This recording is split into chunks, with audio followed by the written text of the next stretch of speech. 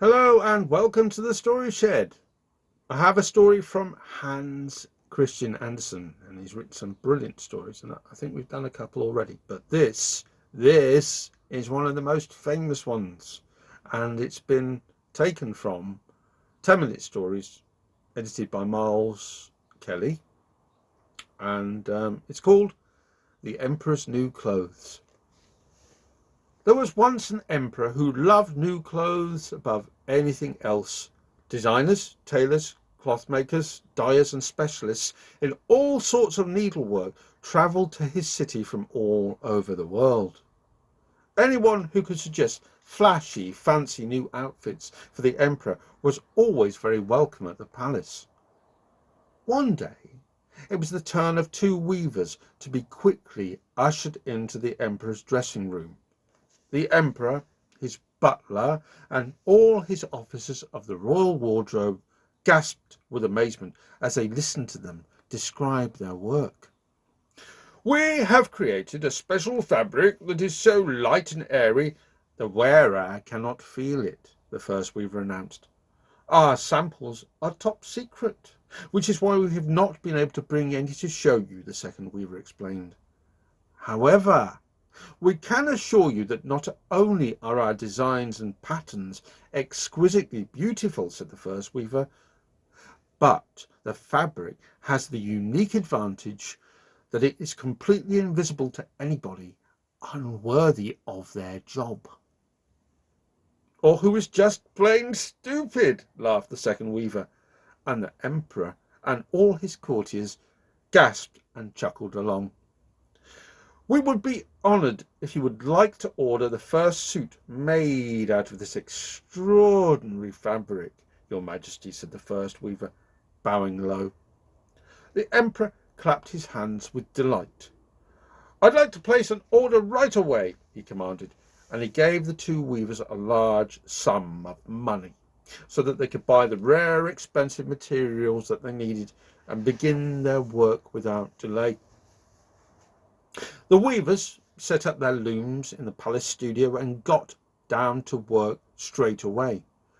News of the strange cloth spread around the city like wildfire, and soon everyone was talking about it. But the weavers worked behind closed doors, and no one even got a glimpse of what they were doing. Still, day and night, everyone heard the looms clicking and the shuttles flying, and work on the magical cloth seemed to be progressing well. As the days went on, the emperor began to feel rather uneasy about seeing the cloth for the first time. "Imagine if I can't see the fabric myself," he thought to himself. "How dreadfully embarrassing that would be." The worried emperor decided to send his trusted old butler to see how the weavers were getting on.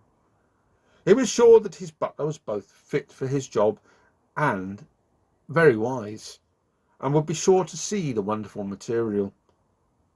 The weavers bowed low and ushered the butler into the studio, but the butler couldn't see anything at all. "Heavens above," the butler thought to himself, "those looms look totally bare to me. I must either be a bad butler or else I'm an idiot. No one must find out." So he praised the material that he could not see, told the king that the weaver's work was indeed magnificent, and everyone in the city heard that the cloth was truly unbelievable. Soon afterwards, the weavers sent word to the emperor that they needed more money to buy essential items for the work. The emperor had been so delighted with the butler's report that he sent them twice as much money as before.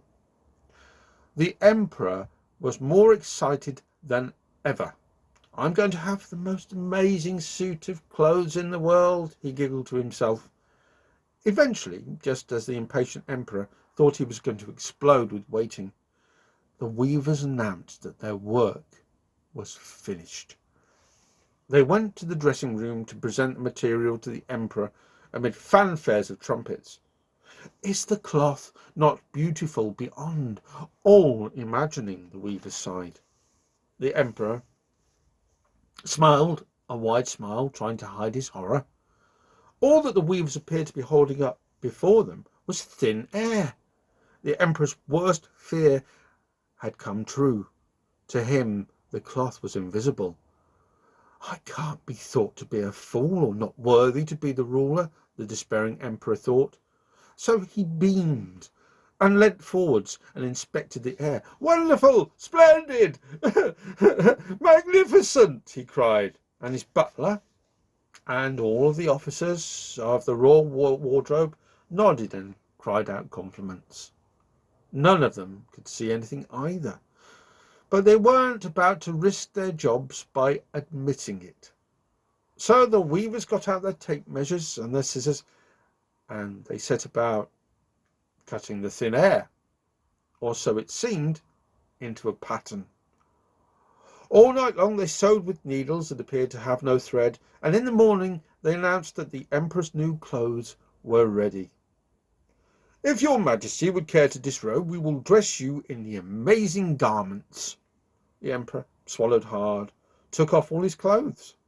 The weavers helped him on with the underpants and trousers and shirt and jacket that he couldn't see. Aren't they lighter than cobwebs? They sighed. The emperor spluttered his agreement. He couldn't feel that he hadn't any clothes at all. He couldn't even say that he had no clothes at all, because people would think he was stupid. The emperor stood back and looked at himself in the mirror. According to what he saw, he didn't have a stitch on, but he turned this way and that, pretending to admire himself. And the butler and all the officers of the royal wardrobe called out, "How wonderfully the new clothes fit you, sire!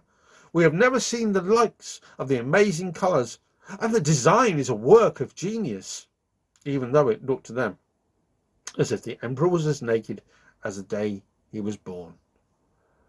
Everyone else can see my suit except me, the emperor thought to himself glumly, and he walked out of the palace to parade before the people in his marvellous new clothes. The streets were lined with hundreds of people who oohed and ahed over the emperor's invisible new clothes, for none of them wanted to admit that they couldn't see them. Suddenly, a little boy's shrill voice rose over the applause of the crowd. But the emperor has no clothes on. Nothing at all. Suddenly there was a sudden silence, and the little boy found that hundreds of pairs of eyes were staring at him. Then someone sniggered.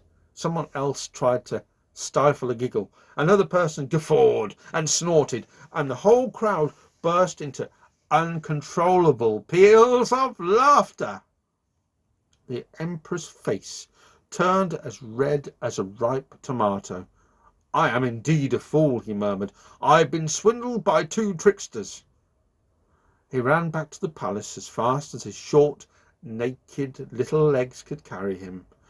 But the clever and now very rich weavers were long gone.